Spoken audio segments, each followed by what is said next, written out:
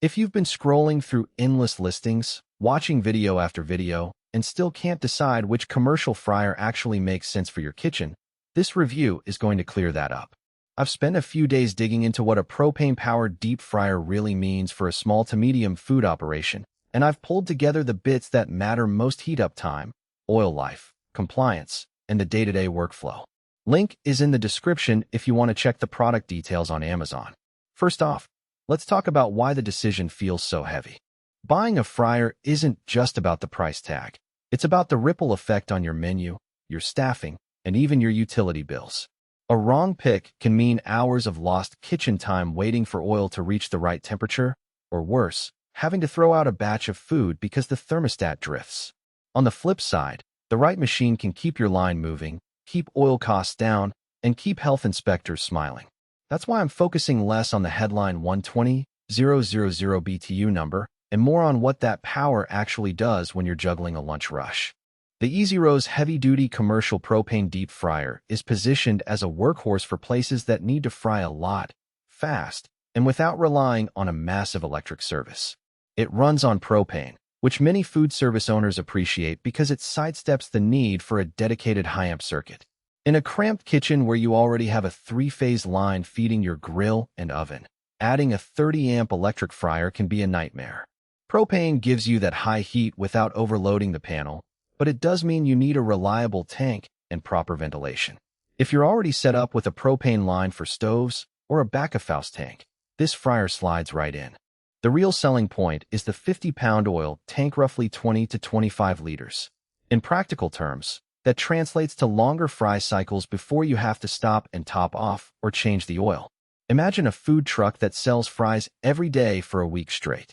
With a smaller tank, you might be pulling the oil after every 3,040 minutes, which means extra labor, extra waste, and a longer line for customers. This capacity lets you run 2 basket cycles back-to-back, keeping throughput high. The dual basket design also helps you separate different items, say, chicken tenders on one side and onion rings on the other without cross-contamination, which is a real plus for kitchens that need to keep allergens separate. Temperature control is handled by a Robertshaw control suite, which is a reputable brand in the commercial world. What that means on the floor is you get a fairly stable set point, and the thermostat holds steady even when you dump a big load of cold food into the oil. I've seen cheaper fryers swing 5 degrees or more, causing soggy fries or overcooked chicken. With this unit, the dip in temperature after a full basket is modest, and it recovers within a minute or so. That consistency is where you actually save money. Less oil degradation, less burnt product, and a more predictable cooking window. Now, who should actually consider this machine?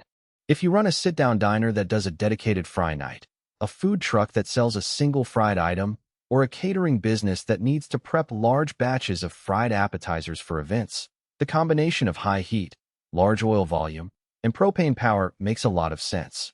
The fryer's ETL Sanitation Listing also helps you pass health inspections more smoothly, because the stainless steel interior is corrosion-resistant and easier to clean than some painted interiors you see on low-budget models. For operators who have to keep a strict log of cleaning cycles and oil changes, that durability cuts down on the time spent scrubbing and recoating surfaces. Conversely, if you're a home cook looking to pop a few chicken wings on the weekend, or you run a boutique bakery that only fries a handful of donuts a day, this is overkill.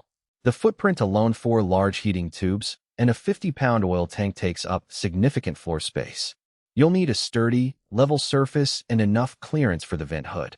The initial investment is also higher than a countertop electric fryer, so the ROI only makes sense when you're consistently frying large volumes.